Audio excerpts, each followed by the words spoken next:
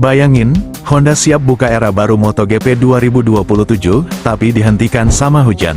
Sepang harusnya jadi debut mesin 850cc. Senjata baru Honda, harapan besar. Nakagami sudah turun, motor sudah panas. Tapi lintasan, basah terus. Lap pakai slick cuma sebentar. Data penting hampir nggak ada. Padahal ini tes terakhir Honda sebelum aturannya makin ketat. Sementara rival sudah melangkah lebih jauh.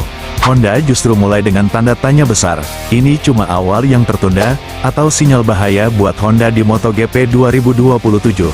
Tulis pendapat kamu di komentar, dan subscribe biar nggak ketinggalan update MotoGP panas lainnya.